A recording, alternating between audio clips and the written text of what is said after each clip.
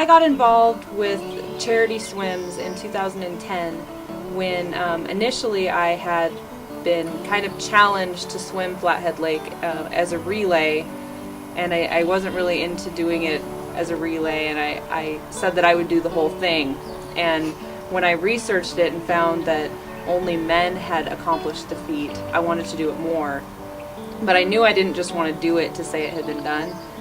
So I was looking for a cause to swim for, and I'd done fundraising for a number of different organizations in the past, but I wanted something that would really be meaningful. And when I was at Staples one day, I saw a flyer for Carmen, the little girl we ended up raising money for, and she was 2.5 at the time, and she was just so tiny in the picture that, you know, I couldn't stop looking at her picture, and I asked them to make a copy of the flyer for me, and I contacted the folks that were putting on a silent auction fundraiser for her, and I asked if I could raise money for Carmen, and everything kind of sprouted from there.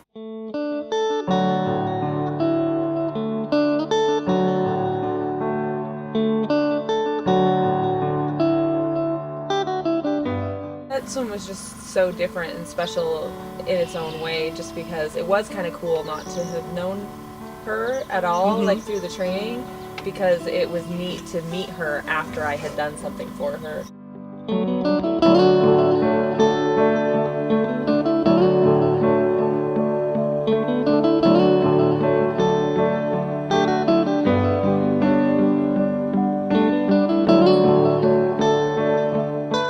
My first favorite memory from Chelan was being on the boat on our way up the lake, spending time with Emily and with my daughter just in the boat. Emily wasn't in the water yet. We were heading up to start the swim, and just spending the day laughing, relaxing, trying to keep Emily from getting too stressed out about things, and laughing and then running out of gas, and just the adventure of that. My other favorite memory was definitely spending time with Caitlin on the boat. She was so cute, just getting on the boat. She was so excited to be a part of, to come onto the boat and to see Emily. And some of the pictures that I took of her were, you could see the joy, and then the next picture you could see the pain.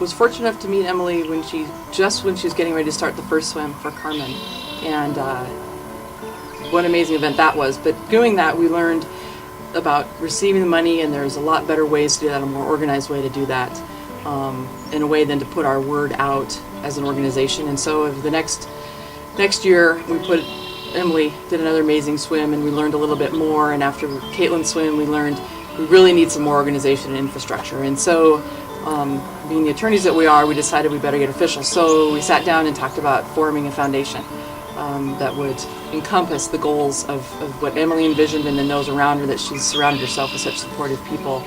So we came up with Enduring Waves, first of all as the symbol for what Emily goes through in the swims, and also then a symbol for what the families go through, and particularly the children that we want to help. And our focus is specifically with children with medical issues that need help with whatever. Usually it's some type of financial support, but specifically what is something they need help with their insurance isn't covering, or they just can't make it work. And so that was how the foundation was born.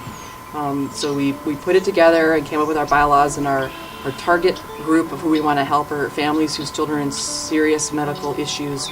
But we haven't limited it too much, that we can try to be selective in terms of helping them with a broad spectrum of different things. For instance, the first 2 swims, the money went to the families to help them with freight costs that insurance didn't cover, travel expenses, hotels, anything that they needed to help the family get by, and particularly the child, make them comfortable.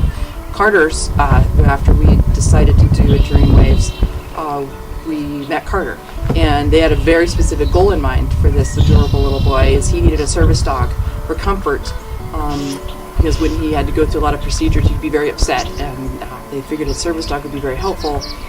Insurance would have nothing of it. The other thing that the animal can do is help him with balance when he was learning to walk and then get stronger. And then we learned later that she also, Minnie, the dog, can carry his oxygen tanks. And so that was a very specific goal for this particular swim, last year's swim for Carter. So that's the foundation, is just focused about getting kids and families who are going through a really tough time to give them some support financially. And I think a side thing that we'd never envisioned was the fact that the communities that roll together to help put these swims together provide an additional emotional support that I didn't see coming, and it's been incredible. And I think it helps Emily get through her swims too, but that's kind of where the foundation was born.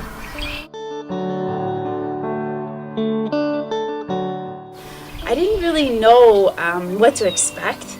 I think it was a feeling of being excited, being uneasy, being scared. I didn't know if I was going to be able to be emotional too.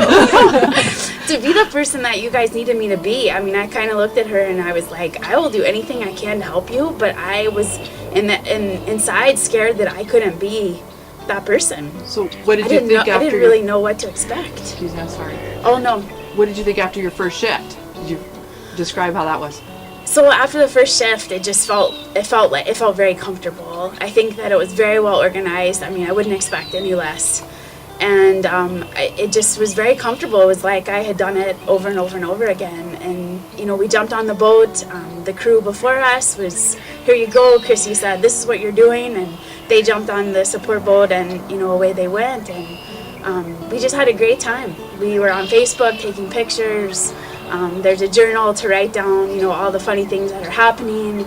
And we just kept each other happy and positive. And when the animal crackers melted in the water, it was no problem. We found a different food to throw out. And when the chocolate milk sank, it was no problem. We found another one. So, you know, we just made things happen.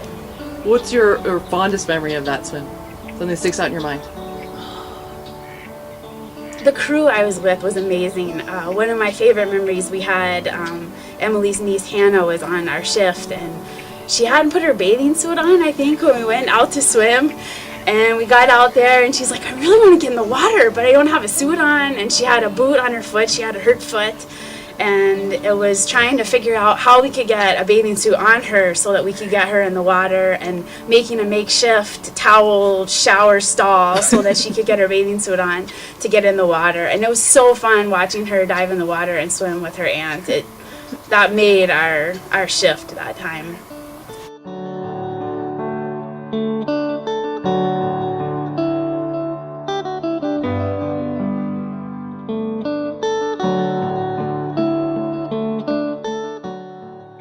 In 2014, I returned to Flathead Lake, this time without a wetsuit. What stood out to me most during this swim was how involved Bella and her little sister were. They were on the boat the whole swim. They took turns getting food out to me on my feed breaks, but the most special moment to me came after the swim. When I was getting an IV put in and a little bit teary, sweet little Bella was holding my hand and hugging me the whole time.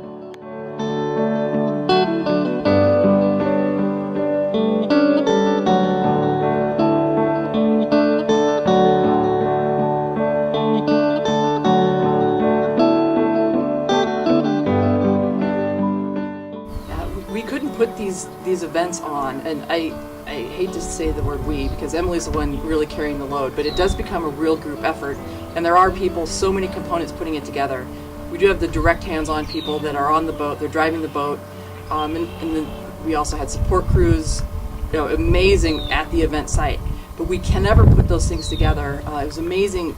The last swim took place near Helena, and Emily didn't live in Helena, I did, so she needed me to reach out and find some folks in Helena, and it took maybe typical networking. You ask a couple people who ask a couple people, and the next thing you know, we had people calling in offering, oh, I've got a friend with a cabin that you could all stay in. Oh, not a problem. I know someone that knows someone that can get you all the donated food. It was just a ripple effect of community support once they found out what we were all about, and we got the word out. And even through our work networking, that also helped too. But the way that people helped were simple as a shop owner, when I'd walk around with a flyer and talk to them about, could you hang this flyer up? And the next thing you know, they're giving me a check, they are putting it on their website, They're telling all of their patrons about it. It was above and beyond than put the flyer in the window, kid. It was awesome. It was very, very, very big, and the ripple effect of the energy that something like this brings is incredible to a community. They are overwhelmed. I mean, the one I talked to the most was Caitlin's grandmother, and the total overwhelming that some total stranger would out of the blue basically say, what can I do? What can my team do to help your child, your granddaughter? We want to help without any, and in return we'd like you to, do this, or we'd like, you to be part of something else. Just offer help, offer a safe place to be. Because she told me at the time, they had been up and down a lot, and that this came sort of at one of those points when you're down, you're thinking, oh my gosh, what do I do now? And this bright ray of sunshine comes through, and then it goes out like, when you crack something and the lines all go out, and doing something brings somebody else in, bringing somebody else in, get somebody else to say, I was never going to do this, but I saw what you did, and it made a difference. And what comes to mind as we've been talking today was the old expression, they also serve who only stand and wait, that suddenly everybody is learning there's something they can do. If it's running to the store and getting batteries, or whatever it is, there's something, and everybody feels a part of it, no matter what. And that's what all of you guys have done, is that everybody who offers to help is allowed to do what they can do.